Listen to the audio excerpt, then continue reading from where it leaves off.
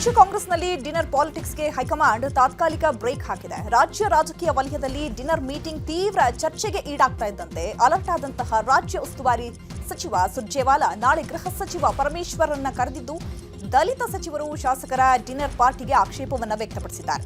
ಹೀಗಾಗಿ ನಾಳಿನ dinner meeting ಮುಂದೂಡಿಕೆಯಾಗಿದೆ. ಇನ್ನು ಪರಮೇಶ್ವರ್ ಜೊತೆ ಸುರ್ಜೇವಾಲಾ ಕೂಡ ಮಾತುಕತೆ ನಡೆಸಿದ್ದಾರೆ. ಎಸ್ಸಿ ಎಸ್ಟಿ ಸಚಿವರು ಶಾಸಕರ ಡಿನ್ನರ್ ಕರೆದಿರೋದು ಒಳ್ಳೆಯದೇ, ಆದರೂ ಈ ಸಂದರ್ಭದಲ್ಲಿ ಬೇಡ ಅಂತ ಹೇಳಿದ್ದಕ್ಕೆ ಪರಮೇಶ್ವರ್ ಓಕೆ ಅಂತ ಹೇಳಿದ್ದಾರೆ ಅಂತ ಹೇಳಲಾಗಿದೆ. ಡಿನ್ನರ್ ಪಾಲಿಟಿಕ್ಸ್ ಬಗ್ಗೆ ಮಂಡ್ಯದಲ್ಲಿ ಸಚಿವ ಕೆಜೆ ಜಾರ್ಜ್ ಮಾತನಾಡಿದ್ದಾರೆ. ಡಿನ್ನರ್ ಪಾರ್ಟಿ ಮಾಡೋದ್ರಲ್ಲಿ ತಪ್ಪಿಲ್ಲ ಅಂತ ಸಿಎಂ ಅವರೇ ಹೇಳಿದ್ದಾರೆ. ನಮ್ಮ ಮಂತ್ರಿಗಳಿಗೆ ನಾವು ಊಟ ಕೊಡ್ತಿದ್ದೀವಿ ಅಷ್ಟೇ. ಡಿನ್ನರ್ ಪಾರ್ಟಿಯಲ್ಲಿ ಸಿಎಂ ಬದಲಾವಣೆ ಮಾಡಲು ಆಗಲ್ಲ. ಸಿಎಂ ಬದಲಾಗಬೇಕು ಅಂತ ಹೇಳಿದ್ರೆ ಹೈಕಮಾಂಡ್ ಡಿಸೈಡ್ ಮಾಡುತ್ತೆ ಅಂತ ಹೇಳಿದರು. ಡಿನ್ನರ್ ಪಾರ್ಟಿ ಮಾಡೋದ್ರಲ್ಲಿ ಯಾವ್ದು ತಪ್ಪಿಲ್ಲ ಅಂದ್ಬಿಟ್ಟು ಈಗಾಗಲೇ ಮುಖ್ಯಮಂತ್ರಿಯವರು ಹೇಳಿದ್ದಾರೆ. ಡಿನ್ನರ್ ಪಾರ್ಟಿ ಮಾಡೋದ್ರಲ್ಲಿ ಏನು ತಪ್ಪಿದೆ ನೋಡ್ರಿ, ಎಲ್ಲ ನಾವು ಮಂತ್ರಿಗಳು ಕರೆದ್ಬಿಟ್ಟು ಎಲ್ಲರಿಗೂ ಊಟ ಕೊಡ್ತೀವಿ ನಮ್ಮ ಪಾರ್ಟಿಯವರಿಗೆ. ಅದಕ್ಕೆ ಅಂತಂದ್ರೆ ಸಿಎಂ ಬದಲಾವಣೆ ಮಾಡೋದು ಡಿನ್ನರ್ ಪಾರ್ಟಿಯಲ್ಲಿ ಮಾಡ್ಲಿಕ್ಕೆ ಆಗೋದಿಲ್ಲ. ಲೆಜಿಸ್ಲೇಟರ್ಸ್ ಪಾರ್ಟಿಯವರು ಡಿಸಿಷನ್ ತಗೊಳ್ತಾರೆ, ಹೈಕಮಾಂಡ್ ಅವರು ಮಾಡ್ತಾರೆ. ಆ ಥರ ನಿಮಗೆಲ್ಲ ಗೊತ್ತಿರೋದು. ನಾನು ಡಿನ್ನರ್ ಮೀಟಿಂಗ್ ವಿಚಾರಕ್ಕೆ ಬೀದರ್ನಲ್ಲಿ ಸಚಿವ ಸತೀಶ್ ಜಾರಕಿಹೊಳಿ ರಿಯಾಕ್ಷನ್ ಕೊಟ್ಟಿದ್ದು, ನಾವ್ಯಾರು ಊಟಕ್ಕೆ ಹೋಗಬಾರ್ದ, ಡಿನ್ನರ್ಗೆ ಕರೀತಾರೆ, ಹೋಗ್ತೀವಿ. ಸಿಎಂ ಅಧ್ಯಕ್ಷರು ಡಾಕ್ಟರ್ ಜಿ ಪರಮೇಶ್ವರ್ ಎಲ್ಲರೂ ಕರೀತಾರೆ, ಈಗ ಅವಕಾಶ ಇದೆ, ಹೋಗ್ತೀವಿ ಅಂತ ಹೇಳಿದ್ದಾರೆ. ಊಟಕ್ಕೆ ಕರೆದಿದ್ದಾರೆ, ಪರಮೇಶ್ವರ್ ಕರೆದಿದ್ದಾರೆ, ನಾವು ಕರೆದಿದ್ದೀವಿ. ಒಬ್ಬ ಸಿಎಂ ಕರೀತಾರೆ, ಇನ್ನು ಅಧ್ಯಕ್ಷ ಕರೀತಾರೆ. ಇದೊಂದು ಅವಕಾಶ ಇದೆ ಹೋಗ್ಲಿಕ್ಕೆ. ಅದು ಎಸ್ ಟಿ ಇದೆ, ನಾವು ಹೋಗ್ತಾ ಇದಕ್ಕೆ ನಾಳೆ ಸಾಯಂಕಾಲ ಇದೆ. ನಮ್ಮನ್ನು ಊಟಕ್ಕೆ ಕರೆದಿದ್ದಾರೆ. ನೋಡೋದು ಏನು ಚರ್ಚೆ ಆಗಿದೆ ಇನ್ನೂ ಗೊತ್ತಿಲ್ಲ. ನಾವು ಯಾರು ಊಟ ಮಾಡ್ಬೋದು. ಇನ್ನು ಸಿಎಂ ಬದಲಾವಣೆ ವಿಚಾರವಾಗಿ ಮಾತನಾಡಿದ ಶಾಸಕ ರಮೇಶ್ ಬಂಡಿಸಿದ್ದೇಗೌಡ, ಸಿಎಂ ಬದಲಾವಣೆ ಬಗ್ಗೆ ಹೈಕಮಾಂಡ್ ನಿರ್ಧಾರ ಮಾಡುತ್ತೆ. ಆಯಾ ಸಮುದಾಯದವರು ಸಭೆ ಮಾಡಿದ್ರೆ ತಪ್ಪೇನು? ನಮ್ಮ ಸಮುದಾಯದ ಸಂಘಟನೆ ನಾವು ಮಾಡ್ತಾ ಇದ್ದೇವೆ. ಸದ್ಯಕ್ಕಂತೂ ಸಿಎಂ ಬದಲಾವಣೆ ಬಗ್ಗೆ ಚರ್ಚೆ ನಡೆದಿಲ್ಲ ಅಂತ ಹೇಳಿದ್ರು. ಸಿಎಂ ಬದಲಾವಣೆ ಅಲ್ಲಪ್ಪ, ಸಿಎಂ ಬದಲಾವಣೆ ಅದು ಕಾಂಗ್ರೆಸ್ ಹೈಕಮಾಂಡ್ ಇದೆ. ಕಾಂಗ್ರೆಸ್ ಪಕ್ಷದ ಹೈಕಮಾಂಡ್ ಭಾಳ ಭದ್ರಾಗದೆ, ತೀರ್ಮಾನ ತಗೋತಾರೆ. ಅದಕ್ಕೆ ಯಾವ ಕಾಲದಲ್ಲಿ ಯಾರ್ಯಾರು ಮಂತ್ರಿ ಮಾಡಬೇಕು, ಮುಖ್ಯಮಂತ್ರಿಗಳು ಮಾಡಬೇಕು ಅಂತ ತೀರ್ಮಾನ ತಗೋತಾರೆ. ಸಿಎಂ ಪುಟ ಪುನಾರಚನೆ ಬಗ್ಗೆ ಮಾತನಾಡಿದ ರಮೇಶ್ ಬಂಡಿಸಿದ್ದೇಗೌಡ, ಮಳವಳ್ಳಿ ಶಾಸಕ ನರೇಂದ್ರ ಸ್ವಾಮಿಗೆ ಸಚಿವ ಸ್ಥಾನ ಸಿಗಬೇಕು, ಅವರು ಸಚಿವ ಆಗಲೇಬೇಕು ಅನ್ನೋದು ನನ್ನ ಒತ್ತಾಯ. ಸಂಕ್ರಾಂತಿ ಆದ್ಮೇಲೆ ನರೇಂದ್ರ ಸ್ವಾಮಿ ಸಚಿವ ಆಗಬೇಕು ಅಂತ ಹೇಳಿದ್ರು. ನಮಗೆ ಆ ಮಟ್ಟದಲ್ಲಿ ನಾವು ಇನ್ನೂ ಬೆಳೆದಿಲ್ಲ. ನಮ್ಮ ನರೇಂದ್ರ ಸ್ವಾಮಣ್ಣ ಮಂತ್ರಿ ಆದರೆ ಸಾಕು ನಮಗೆ. ನರೇಂದ್ರ ಸ್ವಾಮಣ್ಣ ಮಂತ್ರಿ ಆಗಬೇಕು ಅಂತ ನಂದು ಒತ್ತಾಯ ಇದೆ. ಕೆಪಿಸಿಸಿ ಅಧ್ಯಕ್ಷರ ಬದಲಾವಣೆ ವಿಚಾರ ಹಾಗೂ ಡಿನ್ನರ್ ಪಾಲಿಟಿಕ್ಸ್ ವಿಚಾರವಾಗಿ ದಾವಣಗೆರೆಯಲ್ಲಿ ಶಾಸಕ ಶಿವಗಂಗಾ ಬಸವರಾಜ್ ರಿಯಾಕ್ಷನ್ ಕೊಟ್ಟಿದ್ದಾರೆ. ಕೆಪಿಸಿಸಿ ಬದಲಾವಣೆ ಚರ್ಚೆ ಆಗಿಲ್ಲ, ಎಲ್ಲ ಊಹಾಪೋಹ ಅಷ್ಟೇ. ಕೆಪಿಸಿಸಿ ಅಧ್ಯಕ್ಷರು ಉತ್ತಮವಾಗಿ ಪಕ್ಷ ಸಂಘಟನೆ ಮಾಡ್ತಿದ್ದಾರೆ. ಸಂಘಟನೆಯಲ್ಲಿ ಒಳ್ಳೆಯ ಫಲಿತಾಂಶ ಇದೆ, ಯಾವುದೇ ಬದಲಾವಣೆ ಇಲ್ಲ ಅಂತ ಹೇಳಿದ್ರು. ಇನ್ನು ಸತೀಶ್ ಜಾರಕಿಹೊಳಿ ನಿವಾಸದಲ್ಲಿ ಡಿನ್ನರ್ ವಿಚಾರವಾಗಿ ಮಾತನಾಡಿದ ಬಸವರಾಜ್, ಸತೀಶ್ ಜಾರಕಿಹೊಳಿ ಹೊಸ ವರ್ಷದ ಊಟಕ್ಕೆ ಕರೆದಿದ್ರು ಅಷ್ಟೇ, ಅಲ್ಲಿ ಯಾವುದೇ ರಾಜಕೀಯ ಚರ್ಚೆ ಆಗಿಲ್ಲ. ನನ್ನನ್ನು ಊಟಕ್ಕೆ ಕರೆದಿದ್ರು, ಆದ್ರೆ ನಾನು ಹೋಗಿಲ್ಲ ಅಂತ ಹೇಳಿದ್ರು. ಚರ್ಚೆನೂ ಆಗಿಲ್ಲ, ಯಾವುದೂ ಆಗಿಲ್ಲ, ಎಲ್ಲ ಊಹಾಪೋಹ. ಕೆಪಿಸಿಸಿ ಅಧ್ಯಕ್ಷ ಇದ್ದಾರೆ, ಸಂಘಟನೆ ಆಗ್ತಾ ಇದೆ.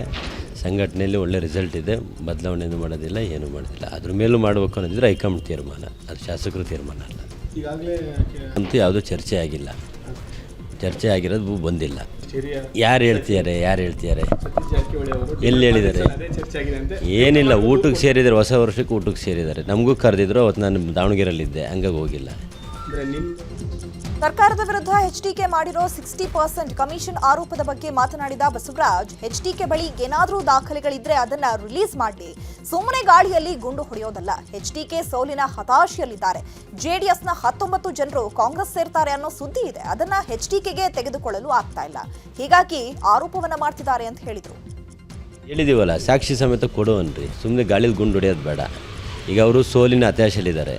ಅವ್ರ ಪಾರ್ಟಿಯರೇನು 19 ಜನನು ನಮ್ಮ ಪಾರ್ಟಿ ಸೇರಕ್ಕೆ ರೆಡಿ ಆಗ್ತಾರೆ ಅನ್ನೋ ಒಂದು ಸುದ್ದಿ ಏನು ಹರದಾಡ್ತಿದೆ, ಅವ್ರಿಗೆ ತಡ್ಕೊಳಕ್ಕಾಗ್ತಾ ಇಲ್ಲ. ಆದ ಕಾರಣ ಇವನ್ನೆಲ್ಲ ಹೇಳ್ತಾರೆ. ಅವಕ್ಕೆಲ್ಲ ತಲೆ ಕೆಡಿಸ್ಕೊಳ್ಳೋದು. ಕೇಂದ್ರ ಸಚಿವ ಕುಮಾರಸ್ವಾಮಿಗೆ ಮಾಜಿ ಸಂಸದ ಡಿಕೆ ಸುರೇಶ್ ಟಕ್ಕರ್ ಕೊಟ್ಟಿದ್ದಾರೆ. ಸರ್ಕಾರದ ವಿರುದ್ಧ ಎಚ್ಚರಿಕೆ ಮಾಡಿರುವ ಕಮಿಷನ್ ಆರೋಪದ ಬಗ್ಗೆ ಮಾತನಾಡಿದ ಸುರೇಶ್, ಎಚ್ಡಿಕೆ ಅವರಿಗೆ ದೇಶದ ಜನರ ಸೇವೆ ಮಾಡಲು ಒಳ್ಳೆಯ ಅವಕಾಶ ಸಿಕ್ಕಿದೆ. 60%, 40% ಎಲ್ಲ ಬಿಡ್ಲಿ, ಕುಮಾರಸ್ವಾಮಿಗೆ ಕೇಂದ್ರದಲ್ಲಿ ಉನ್ನತ ಸ್ಥಾನ ಇದೆ. ರಾಜ್ಯಕ್ಕೆ ಏನು ಕೊಡುಗೆ ಕೊಡಬೇಕು ಕೊಡ್ಲಿ, ರಾಜ್ಯಕ್ಕೆ ಒಳಿತನ್ನು ಮಾಡಲಿ, ರಾಜ್ಯಕ್ಕೆ ಸಿಗಬೇಕಾದ ಪಾಲಿನ ಬಗ್ಗೆ ಯೋಚಿಸಲಿ. ಶನಿವಾರ ಭಾನುವಾರ ಬರೋದು, ಆರೋಪ ಮಾಡೋದು, ಇದೆಲ್ಲವನ್ನ ಬಿಟ್ಟು ಅಭಿವೃದ್ಧಿಯ ಚಿಂತನೆಯನ್ನ ಮಾಡಲಿ ಅಂತ ಟಾಂಗ್ ಕೊಟ್ರು. ಅವರಿಗೆ ಬಹುಶಃ ಕರ್ನಾಟಕದಲ್ಲಿ ಒಳ್ಳೆಯ ಅವಕಾಶ ಸಿಕ್ಕಿದೆ. ಈ ದೇಶದಲ್ಲಿ ಸೇವೆ ಮಾಡಲಿಕ್ಕೆ 60% 40% ಎಲ್ಲ ಬಿಟ್ಟು ಜನ ನಿರೀಕ್ಷೆ ಮಾಡ್ತಾ ಇರೋದೇನನ್ನ ಕುಮಾರಸ್ವಾಮಿ ಅವ್ರಿಗೇನು ಅಧಿಕಾರ ಇಲ್ಲ ಅಂತಲ್ಲ, ಕುಮಾರಸ್ವಾಮಿ ಅವ್ರಿಗೂ ಅಧಿಕಾರ ಇದೆ. ಕೇಂದ್ರದಲ್ಲಿ ಬಹಳ ಉನ್ನತವಾದಂಥ ಸ್ಥಾನವನ್ನು ಅವರು ಗಳಿಸಿದ್ದಾರೆ ಈ ದೇಶಕ್ಕೆ ಸೇವೆ ಮಾಡ್ತಕ್ಕಂಥದ್ದು. ಅದರಲ್ಲಿ ಅವರು ರಾಜ್ಯಕ್ಕೆ ಕೊಡುಗೆಗಳ ಏನನ್ನ ಕೊಡಬೇಕು ಅನ್ನೋದ್ರ ಬಗ್ಗೆ ಚಿಂತನೆಯನ್ನ ಮಾಡಿ ರಾಜ್ಯಕ್ಕೆ ಒಳ್ಳೆಯದನ್ನ ಒಳಿತನ್ನ ಬಯಸಲಿ, ಒಳಿತನ್ನ ಮಾಡಲಿ. ಬಂದೋದು ಆರೋಪ ಮಾಡೋದು, ಬರೋದು ಶನಿವಾರ ಭಾನುವಾರ ಬರೋದು ಆರೋಪ ಮಾಡೋದು ಅಷ್ಟು ಒಳ್ಳೆಯ ಬೆಳವಣಿಗೆ ಅಲ್ಲ. ಚುನಾವಣೆಗಳು ಇನ್ನ ಬಹಳ ದೂರ ಇದೆ. ಸೊ ಆ ಸಂದರ್ಭದಲ್ಲಿ ಆರೋಪ ಇನ್ನು 2028ಕ್ಕೆ ನಾನೇ ಸಿಎಂ ಅಂತ ಸತೀಶ್ ಜಾರಕಿಹೊಳಿ ಹೇಳಿಕೆಗೆ ವಿಚಾರವಾಗಿ ಮಾತನಾಡಿದ ಡಿಕೆ ಸುರೇಶ್ ಅವರು ಒಬ್ಬರೇ ಅಂತ ಹೇಳಿಲ್ಲ, ನಾನೂ ಕೂಡ ಆಕಾಂಕ್ಷಿ ಅಂತ ಹೇಳಿದ್ದಾರೆ. ಅದರಲ್ಲಿ ಯಾವುದೇ ತಪ್ಪಿಲ್ಲ. 140 ಶಾಸಕರು ಸರ್ಕಾರ ಅಧಿಕಾರಕ್ಕೆ ತಂದಿದ್ದಾರೆ. ಸರ್ಕಾರ ಎಷ್ಟು ಕಷ್ಟಪಟ್ಟು ಬಂದಿದೆ ಅನ್ನೋದನ್ನ ಅರ್ಥ ಮಾಡಿಕೊಳ್ಬೇಕು, ಆ ಬಳಿಕ ಮಾತನಾಡಬೇಕು ಅಂತ ಟಾಂಗ್ ಕೊಟ್ಟಿದ್ದಾರೆ. ಇನ್ನು ಡಿಕೆ ಸುರೇಶ್ಗೆ ಪಕ್ಷದ ಸಾರಥ್ಯ ನೀಡುತ್ತಾರೆ ಅನ್ನೋ ವದಂತಿಗಳ ಕುರಿತು ಮಾತನಾಡಿದ ಸುರೇಶ್, ನಾನು ಆಕಾಂಕ್ಷಿ ಅಲ್ಲ ಅಂತ ಹೇಳಿದ್ದೇನೆ. ಪಕ್ಷದ ಸಾರಥ್ಯ ನೀಡೋ ಬಗ್ಗೆ ಎಐಸಿಸಿ ಖರ್ಗೆ ಅವರು ತೀರ್ಮಾನ ಮಾಡಬೇಕು. ಯಾರೇ ಪಕ್ಷದ ಅಧ್ಯಕ್ಷರಾದರೂ ಪಕ್ಷವನ್ನ ಎಲ್ಲರೂ ಮುನ್ನಡೆಸಿಕೊಂಡು ಹೋಗಬೇಕು ಅಂತ ಹೇಳಿದರು.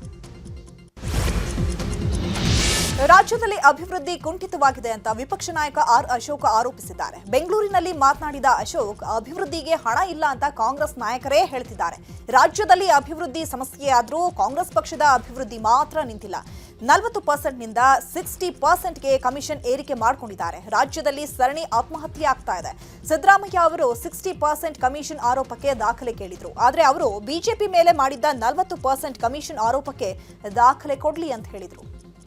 ಇನ್ನು ಸರ್ಕಾರದ ಬಗ್ಗೆ ವಾಗ್ದಾಳಿ ನಡೆಸಿದ ಆರ್ ಅಶೋಕ್, ಇದು ನುಡಿದಂತೆ ನಡೆದ ಸರ್ಕಾರ ಅಲ್ಲ, ಮನೆ ಹಾಳ್ ಸರ್ಕಾರ. ಬಿಜೆಪಿ ಕಾಲದಲ್ಲಿ ಗಂಗಾ ಕಲ್ಯಾಣ ಯೋಜನೆಗೆ 60 ಕೋಟಿ ಕೊಟ್ಟಿದ್ವಿ. ಈ ಸರ್ಕಾರ ಗಂಗಾ ಕಲ್ಯಾಣ ಯೋಜನೆಗೆ 40 ಕೋಟಿ ಕೊಟ್ಟಿದ್ದಾರೆ. ದಲಿತರ ಬಗ್ಗೆ ಕಾಳಜಿ ಇದ್ರೆ ಹಣ ಹೆಚ್ಚು ಕೊಡಬೇಕಿತ್ತು, ಯಾಕೆ ಮಾಡಿಲ್ಲ? ಎಲ್ಲ ನಿಯಮಗಳಿಗೂ ಹಣ ಕಡಿಮೆ ಕೊಟ್ಟಿದ್ದಾರೆ ಅಂತ ಕಿಡಿಕಾರಿದ್ರು. ಈಗ ಕ್ರೈಮ್ಗೆ ಸಂಬಂಧಪಟ್ಟಂತ ಸುದ್ದಿಗಳನ್ನು ನೋಡ್ತಾ ಹೋಗೋಣ. ಮೋಹಕ ತಾರೆ ನಟಿ ರಮ್ಯಾ ಕೋರ್ಟ್ಗೆ ಆಗಮಿಸಿದ್ದಾರೆ. ಹಾಸ್ಟೆಲ್ ಹುಡುಗರು ಬೇಕಾಗಿದ್ದಾರೆ ಸಿನಿಮಾದ ವಿವಾದದ ವಿಚಾರವಾಗಿ ಬೆಂಗಳೂರಿನ ಕಮರ್ಷಿಯಲ್ ಕೋರ್ಟ್ಗೆ ರಮ್ಯಾ ಹಾಜರಾಗಿದ್ರು. ಹಾಸ್ಟೆಲ್ ಹುಡುಗರು ಬೇಕಾಗಿದ್ದಾರೆ ಸಿನಿಮಾದಲ್ಲಿ ನನ್ನ ಅನುಮತಿ ಇಲ್ಲದೆ ವಿಡಿಯೋ ಬಳಸಿದ್ದಾರೆ. ವಿಡಿಯೋವನ್ನ ಡಿಲೀಟ್ ಮಾಡಬೇಕು, ಇಲ್ಲವೇ ನನಗೆ 1 ಕೋಟಿ ರೂಪಾಯಿ ಪರಿಹಾರ ನೀಡಬೇಕು ಅಂತ ಆಗ್ರಹಿಸಿ ನಟಿ ರಮ್ಯಾ ಕೋರ್ಟ್ ಮೆಟ್ಟಿಲೇರಿದ್ರು. ಇದೀಗ ರಮ್ಯಾ ವಿಚಾರಣೆಗೆ ಹಾಜರಾಗಿದ್ದಾರೆ.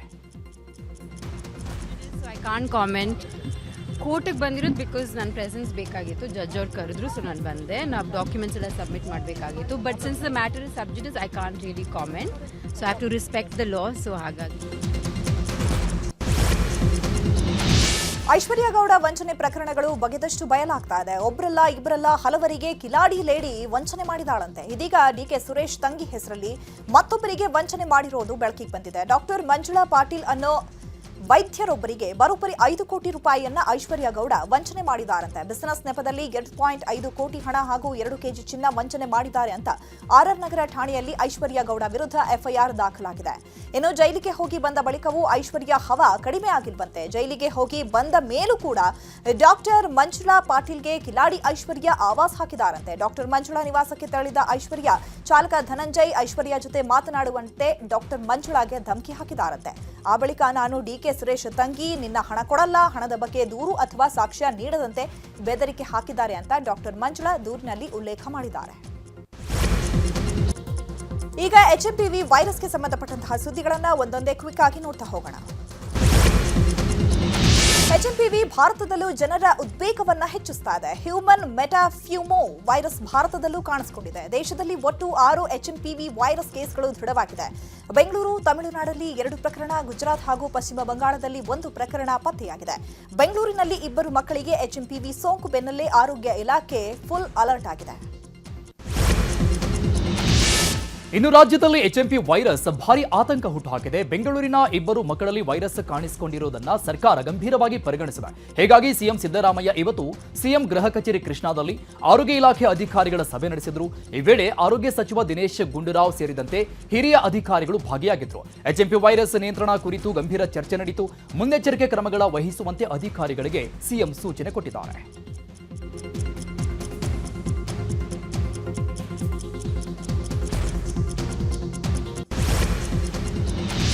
ಶಿವಮೊಗ್ಗದಲ್ಲಿ ಎಚ್ಎಂಪಿ ವೈರಸ್ ದೃಢ ಎಂಬ ವದಂತಿ ಹಬ್ಬಿತ್ತು. ಹೀಗಾಗಿ ಈ ಬಗ್ಗೆ ಶಿವಮೊಗ್ಗದಲ್ಲಿ ಎಂಎಲ್ಸಿ ಧನಂಜಯ್ ಸರ್ಜಿ ಪ್ರತಿಕ್ರಿಯೆಯನ್ನ ಕೊಟ್ಟಿದ್ದು, ಸದ್ಯ ಯಾವುದೇ ಪ್ರಕರಣಗಳು ದಾಖಲಾಗಿಲ್ಲ. ಈ ವೈರಸ್ ಮಾಮೂಲಿಯಾಗಿ ಬರುವಂತಹ ಒಂದು ವೈರಸ್. 6 ತಿಂಗಳ ಹಿಂದೆ ಸುಮಾರು 5 ಪ್ರಕರಣಗಳು ದಾಖಲಾಗಿದ್ವು. ಆ ವೈರಸ್ ಅದರ ಪಾಡಿಗೆ ಬಂದು ಅದರ ಪಾಡಿಗೆ ಹೋಗುತ್ತೆ. ಈ ವೈರಸ್ ಬಗ್ಗೆ ಭಯ ಬೇಡ ಅಂತ ಹೇಳಿದ್ರು. ಏನೋ ಸುದ್ದಿ ಮಾಡ್ತಾ ಇದ್ದಾರೆ ರಾಜ್ಯದಲ್ಲಿ, ದೇಶದಲ್ಲಿ, ಅದು ಮಾಮೂಲಿ ಬರುವಂತ ವೈರಸ್. ಸುಮಾರು ಜನ ಮಕ್ಕಳಿಗೆ ಬರುತ್ತೆ. ಒಂದು 6 ಮಂತ್ಸ್ ಇಂದ 4 ವರ್ಷದ ಮಕ್ಕಳು, ಒಂದು 5 ಮಕ್ಕಳಿಗೆ ಬಂದಿದೆ. ಟೆಸ್ಟ್ ಮಾಡಿದ್ರೆ ಇನ್ನೂ ಪಾಸಿಟಿವ್ ಜಾಸ್ತಿ ಸಿಗ್ತದೆ. ಬಟ್ ಅದ್ರ ಬಗ್ಗೆ ಖಂಡಿತವಾಗ್ಲೂ ವರಿ ಮಾಡುವಂತ ಅವಶ್ಯಕತೆ ಇದೆ. ತುಂಬಾ ಒಳ್ಳೆ ಸೇಫ್ ವೈರಸ್. ಮಾಮೂಲಿ ಕೆಮ್ಮು, ಶೀತ, ಜ್ವರ ಬರುವಂತ ಬೇಕಾದಷ್ಟು ವೈರಸ್ಗಳಿದೆ. ಆ ವೈರಸ್ ಅಲ್ಲಿ ಇದು ಒಂದು ವೈರಸ್ ಅಷ್ಟೇ. ವೈರಸ್ ಅಂತ ದೇಶದಲ್ಲಿ ಎಚ್ಎಂಪಿ ವೈರಸ್ ಪತ್ತೆ ಬೆನ್ನಲ್ಲೇ ಹೈದರಾಬಾದ್ನಲ್ಲಿ ಭಾರತೀಯ ಮಕ್ಕಳ ವೈದ್ಯಕೀಯ ಸಂಘ ಸಭೆ ನಡೆಸಿದೆ. ಸಭೆಯಲ್ಲಿ ದೇಶದ 48,000 ಮಕ್ಕಳ ವೈದ್ಯರು ಕೂಡ ಪಾಲ್ಗೊಂಡಿದ್ದಾರೆ. ಕರ್ನಾಟಕದ ಮಕ್ಕಳ ವೈದ್ಯರು ಕೂಡ ಚರ್ಚೆಯಲ್ಲಿ ಭಾಗಿಯಾಗಿದ್ದು ಎಚ್ಎಂಪಿ ವೈರಸ್ ಬಗ್ಗೆ ಚರ್ಚೆ ನಡೆಸಿದ್ರು. ಮಕ್ಕಳ ಆರೋಗ್ಯದ ಮೇಲೆ ಎಚ್ಎಂಪಿ ವೈರಸ್ ಎಷ್ಟು ಅಪಾಯಕಾರಿ, ಈ ವೈರಸ್ನಿಂದ ಏನೆಲ್ಲ ಸಮಸ್ಯೆಗಳು ಕಂಡುಬರುತ್ತವೆ, ಮಕ್ಕಳ ವೈದ್ಯರು ಏನೆಲ್ಲ ಕ್ರಮಗಳನ್ನು ತೆಗೆದುಕೊಳ್ಬೇಕು, ಮಕ್ಕಳು ವೈದ್ಯರು ಯಾವೆಲ್ಲ ಚಿಕಿತ್ಸಾ ವಿಧಾನಗಳನ್ನು ಫಾಲೋ ಮಾಡಬೇಕು ಅಂತ ಚರ್ಚೆ ನಡೆಸಲಾಯಿತು.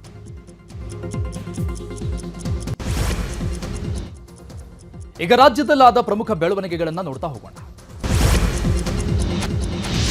ಮೀಟರ್ ಬಡ್ಡಿ ವ್ಯವಹಾರ ದಿನನಿತ್ಯ ಕಿರುಕುಳ ಕೊಡ್ತಿದ್ದಾರೆ ಅಂತ ಬೇಲೂರು ಉಪ ತಹಸೀಲ್ದಾರ್ ವಿರುದ್ಧ ದೂರು ದಾಖಲಾಗಿದೆ. ಬೇಲೂರು ಉಪ ತಹಸೀಲ್ದಾರ್ ಪ್ರದೀಪ್ 14 ಲಕ್ಷ ಹಣಕ್ಕಾಗಿ ಕಿರುಕುಳ ಕೊಡ್ತಾ ಇದ್ರು ಅಂತ ಕಲ್ಪನಾ ಅನ್ನೋ ಮಹಿಳೆ ದೂರನ್ನು ಕೊಟ್ಟಿದ್ದಾರೆ. 13/10/2023ರಲ್ಲಿ ಮಗ ಕಲ್ಪನಾ ಜೈರಾಜ್ ಆತ್ಮಹತ್ಯೆಯನ್ನ ಮಾಡಿಕೊಂಡಿದ್ರು. ಪ್ರದೀಪ್ ಕಿರುಕುಳದಿಂದಲೇ ನನ್ನ ಮಗ ಆತ್ಮಹತ್ಯೆಯನ್ನ ಮಾಡ್ಕೊಂಡಿದ್ದಾನೆ ಅಂತ ಕಲ್ಪನಾ ಆರೋಪ ಮಾಡಿದ್ದಾರೆ. ನಡುರಾತ್ರಿಯಲ್ಲಿ ಕರೆ ಮಾಡಿ ಹಣಕ್ಕಾಗಿ ಪೀಡಿಸ್ತಾ ಇದ್ರು ಅಂತ ಕಲ್ಪನಾ ಹೇಳಿದ್ದಾರೆ. ಹಣಕ್ಕಾಗಿ ಪ್ರದೀಪ್ ಟಾರ್ಚರ್ ಮಾಡಿರೋ ವಿಡಿಯೋ ಇದೀಗ ವೈರಲ್ ಆಗ್ತಾ ಇದೆ. ರಾಜ್ಯದಲ್ಲಿ ನಕ್ಸಲ್ ಯುಗಾಂತ್ಯಕ್ಕೆ ಕ್ಷಣಗಣನೆ ಆರಂಭ ಆಗಿದೆ. ನಾಳೆ ಚಿಕ್ಕಮಗಳೂರು ಜಿಲ್ಲಾಡಳಿತದ ಮುಂದೆ ನಕ್ಸಲರು ಶರಣಾಗತಿಯಾಗಬಹುದು ಬಹುತೇಕ ಖಚಿತ ಎನ್ನಲಾಗಿದೆ. ದಕ್ಷಿಣ ಭಾರತದ 4 ರಾಜ್ಯಗಳಿಗೆ ಬೇಕಾಗಿರುವ ಮೋಸ್ಟ್ ವಾಂಟೆಡ್ 6 ನಕ್ಸಲರು ಚಿಕ್ಕಮಗಳೂರು ಜಿಲ್ಲಾಡಳಿತದ ಮುಂದೆ ಶರಣಾಗತಿ ಆಗ್ತಾರೆ ಎನ್ನಲಾಗ್ತಿದೆ. ಈಗಾಗಲೇ ಸರ್ಕಾರ ಸಂಪೂರ್ಣ ಪ್ರಕ್ರಿಯೆ ಮುಗಿಸಿದೆ ಎನ್ನಲಾಗಿದೆ. ಚಿಕ್ಕಮಗಳೂರು ಜಿಲ್ಲೆಯ ಮುಂಡಗಾರು ಲತಾ, ವನಜಾಕ್ಷಿ, ದಕ್ಷಿಣ ಕನ್ನಡ ಜಿಲ್ಲೆಯ ಸುಂದರಿ, ಕೇರಳದ ಜೀಶಾ, ತಮಿಳುನಾಡಿನ ವಸಂತ ಕೆ ಅಲಿಯಾಸ್ ರಮೇಶ, ಆಂಧ್ರ ಪ್ರದೇಶದ ಮಾರೆಪ್ಪ ಅರೋಲಿ ಶರಣಾಗತಿಗೆ ವೇದಿಕೆ ಸಿದ್ಧವಾಗಿದೆ. ಬೋನಿಟ್ಟು ಚಿರತೆ ಹಿಡಿಯೋದು ನೋಡಿರ್ತೀರಾ, ಅರವಳಿಕೆ ನೀಡಿ ಚಿರತೆ ಹಿಡಿಯೋದು ನೋಡಿರ್ತೀರಾ. ಆದ್ರೆ ಇಲ್ಲೊಬ್ಬ ಭೂಪ ಬರಿಗೈಯಲ್ಲೇ ಚಿರತೆಯನ್ನ ಹಿಡಿದಿದ್ದಾನೆ. ತುಮಕೂರಿನ ತಿಪಟೂರು ತಾಲೂಕಿನ ರಂಗಾಪುರದಲ್ಲಿ 5 ವರ್ಷದ ಚಿರತೆಯೊಂದು ಗ್ರಾಮಸ್ಥರಿಗೆ ಬಹಳ ಕಾಟ ಕೊಡ್ತಾ ಇತ್ತು. ಚಿರತೆ ಸೆರೆ ಹಿಡಿಯಲು ಹಲವು ಬಾರಿ ಬೋನ್ ಇರಿಸಲಾಗಿತ್ತಾದರೂ ಬೋನಿಗೆ ಬೀಳದೆ ಚಿರತೆ ತಪ್ಪಿಸಿಕೊಳ್ತಾ ಇತ್ತು. ಆದ್ರೆ ಜನವಸತಿ ಪ್ರದೇಶದಲ್ಲಿ ಕಾಣಿಸಿಕೊಂಡ ಚಿರತೆಯನ್ನ ಆನಂದ್ ಎಂಬ ಯುವಕ ಬರಿಗೈನಲ್ಲೇ ಹಿಡಿದಿದ್ದಾನೆ. ಚಿರತೆಯನ್ನ ಬರಿಗೈನಲ್ಲಿ ಹಿಡಿಯುವಂತಹ ದೃಶ್ಯ ಸ್ಥಳೀಯರ ಮೊಬೈಲ್ ಕ್ಯಾಮೆರಾದಲ್ಲಿ ಸೆರೆಯಾಗಿದೆ. ಚಿರತೆ ಸೆರೆ ಹಿಡಿದ ಬಳಿಕ ಸುರಕ್ಷಿತವಾಗಿ ಅದನ್ನ ಅರಣ್ಯ ಪ್ರದೇಶಕ್ಕೆ ಕಳುಹಿಸಲಾಗಿದೆ. ಚಿಕ್ಕಮಗಳೂರು ಜಿಲ್ಲೆಯ ಕುದುರೆಮುಖ ರಸ್ತೆಯಲ್ಲಿ ಕಳಪೆ ಕಾಮಗಾರಿ ಆರೋಪ ಕೇಳಿಬಂದಿದೆ. ಜಾಂಬಳೆಯಿಂದ ಕೆಂಗನಕೊಂಡ ರಸ್ತೆಯಲ್ಲಿ ಕಳಪೆ ಕಾಮಗಾರಿ ಕಂಡುಬಂದಿತ್ತು. ಈ ರಸ್ತೆಯಲ್ಲಿ ಗಟ್ಟಿಯಾದ ಡಾಂಬರನ್ನ ರಸ್ತೆಗೆ ಹಾಕಲಾಗ್ತಿದೆ. ರಸ್ತೆಗೆ ಹಾಕ್ತಾ ಇದ್ದಂಗೆ ರೊಟ್ಟಿಯಂತೆ ಡಾಂಬರ್ ಕಿತ್ತು ಬರ್ತಾ ಇದೆ. ಕಳಪೆ ಕಾಮಗಾರಿ ವಿರುದ್ಧ ಸ್ಥಳೀಯರು ಸಿಡಿದೆದ್ದಿದ್ದಾರೆ. ನಟ ಅಲ್ಲು ಅರ್ಜುನ್ ಸಿಕಂದರಾಬಾದ್ನ ಕಿಮ್ಸ್ನಲ್ಲಿ ಗಾಯಾಳು ಬಾಲಕ ಶ್ರೀ ತೇಜ್ನನ್ನ ಭೇಟಿ ಮಾಡಿ ಆರೋಗ್ಯ ವಿಚಾರಿಸಿದ್ದಾರೆ.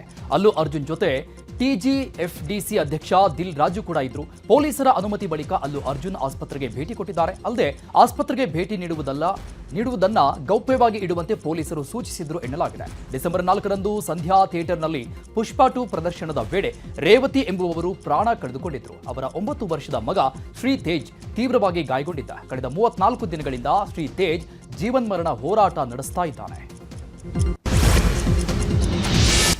ತೀವ್ರ ಕುತೂಹಲ ಮೂಡಿಸಿರುವ ರಾಷ್ಟ್ರ ರಾಜಧಾನಿ ದೆಹಲಿಯ ವಿಧಾನಸಭೆ ಚುನಾವಣೆಗೆ ಮುಹೂರ್ತ ಫಿಕ್ಸ್ ಆಗಿದೆ. ಫೆಬ್ರವರಿ 5ರಂದು ಮತದಾನ ನಡೀತಾ ಇದ್ದು ಫೆಬ್ರವರಿ 8ಕ್ಕೆ ಫಲಿತಾಂಶ ಪ್ರಕಟವಾಗಲಿದೆ. ಜನವರಿ 10ರಂದು ನೋಟಿಫಿಕೇಶನ್ ಹೊರಡಿಸಲಿದ್ದು ನಾಮಪತ್ರ ಸಲ್ಲಿಕೆಗೆ ಜನವರಿ 17 ಕೊನೆಯ ದಿನ ಆಗಿದೆ. ಜನವರಿ 18ರಂದು ನಾಮಪತ್ರ ಪರಿಶೀಲನೆ ನಡೀತಾ ಇದ್ದು ಅಭ್ಯರ್ಥಿಗಳು ನಾಮಪತ್ರ ಹಿಂಪಡೆಯಲು ಜನವರಿ 20 ಕೊನೆಯ ದಿನ ಆಗಿರುತ್ತೆ. ಇನ್ನು 70 ಕ್ಷೇತ್ರಗಳಲ್ಲಿ ಒಂದೇ ಹಂತದಲ್ಲಿ ಮತದಾನ ನಡೆಯಲಿದೆ. ಕೇರಳದಲ್ಲಿ ಸಿರಿಯಾದಲ್ಲಿ 19 ವರ್ಷಗಳ ಹಿಂದೆ ನಡೆದಿದ್ದ ಸಿಪಿಐಎಂ ಕಾರ್ಯಕರ್ತನ ಹತ್ಯೆ ಪ್ರಕರಣಕ್ಕೆ ಸಂಬಂಧಪಟ್ಟಂತೆ 9 ಮಂದಿ ಆರ್ಎಸ್ಎಸ್ ಕಾರ್ಯಕರ್ತರಿಗೆ ಜೀವಾವಧಿ ಶಿಕ್ಷೆಯಾಗಿದೆ.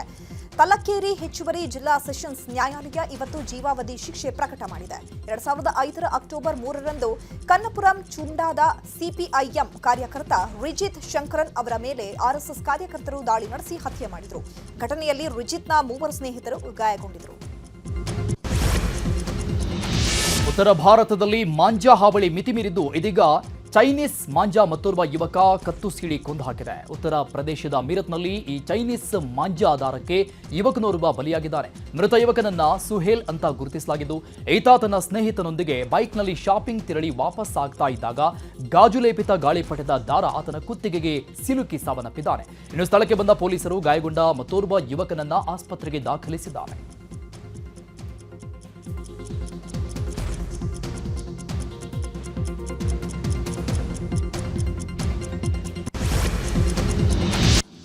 ಅಂತಾರಾಷ್ಟ್ರೀಯ ಸುದ್ದಿಗಳನ್ನು ನೋಡ್ತಾ ಹೋಗೋಣ. ಚೀನಾ ನೇಪಾಳದಲ್ಲಿ ಪ್ರಬಲ ಭೂಕಂಪನ ಸಂಭವಿಸಿದೆ. ಟಿಬೆಟ್ ಹಾಗೂ ನೇಪಾಳದ ಗಡಿಯಲ್ಲಿ 100ಕ್ಕೂ ಹೆಚ್ಚು ಜನರು ಸಾವನ್ನಪ್ಪಿದ್ದಾರೆ. ರಿಕ್ಟರ್ ಮಾಪಕದಲ್ಲಿ 7.1ರಷ್ಟು ಭೂಕಂಪನದ ತೀವ್ರತೆ ಕಂಡುಬಂದಿದೆ. ಭೂಮಿ ಕಂಪಿಸ್ತಾ ಇದ್ದಂತೆ ಹೆದರಿದ ಜನರು ಅಲ್ಲಿಂದ ಓಟ ಕಿತ್ತಿದ್ದಾರೆ. ಭಾರತಕ್ಕೂ ಇದರ ಎಫೆಕ್ಟ್ ತಟ್ಟಿದೆ. ದೆಹಲಿ, ಬಿಹಾರ ಹಾಗೂ ಉತ್ತರ ಭಾರತದ ಕೆಲ ಪ್ರದೇಶಗಳಲ್ಲಿ ಭೂಮಿ ಕಂಪಿಸಿದೆ. ಮನೆಯಲ್ಲಿದ್ದ ಫ್ಯಾನ್ಗಳು ಶೇಕ್ ಆಗಿವೆ. ಅಮೆರಿಕದ ಹೌಸ್ ಆಫ್ ರಿಪ್ರೆಸೆಂಟೇಟಿವ್ನ ಸದಸ್ಯರಾಗಿ ವರ್ಜಿನಿಯಾದಿಂದ ಆಯ್ಕೆಯಾದ ಭಾರತ ಮೂಲದ ಅಮೆರಿಕದ ಕಾಂಗ್ರೆಸ್ ಸದಸ್ಯ ಸುಹಾಸ್ ಸುಬ್ರಹ್ಮಣ್ಯಂ ಭಗವದ್ಗೀತೆಯ ಮೇಲೆ ಪ್ರಮಾಣ ವಚನ ಸ್ವೀಕಾರ ಮಾಡಿದ್ದಾರೆ. ಮಾಜಿ ಅಧ್ಯಕ್ಷ ಬರಾಕ್ ಒಬಾಮಾ ಅವರ ಮಾಜಿ ನೀತಿ ಸಲಹೆಗಾರರಾಗಿದ್ದ ಸುಬ್ರಹ್ಮಣ್ಯಂ 2019ರಲ್ಲಿ ಮೊದಲ ಬಾರಿಗೆ ವರ್ಜಿನಿಯಾದಿಂದ ಆಯ್ಕೆಯಾಗಿದ್ದರು. ಸಿರಿಯಾ ಮೇಲಿನ ದಾಳಿ ಬಳಿಕ ಡಮಾಸ್ಕಸ್ನ ವಿಮಾನ ನಿಲ್ದಾಣದಿಂದ ಅಂತಾರಾಷ್ಟ್ರೀಯ ವಿಮಾನ ಹಾರಾಟವನ್ನು ಸ್ಥಗಿತಗೊಳಿಸಲಾಗಿತ್ತು. ಆದರೆ ಈಗ ಡಮಾಸ್ಕಸ್ ವಿಮಾನ ನಿಲ್ದಾಣದಿಂದ ವಿಮಾನ ಹಾರಾಟ ಪ್ರಾರಂಭಿಸಲಾಗ್ತಾ ಇದೆ. ಡಮಾಸ್ಕಸ್ನ ವಿಮಾನ ನಿಲ್ದಾಣದಿಂದ ಕತಾರ್ ಏರ್ವೇಸ್ ವಿಮಾನ ಹಾರಾಟ ಪ್ರಾರಂಭ ಆಗಿದೆ.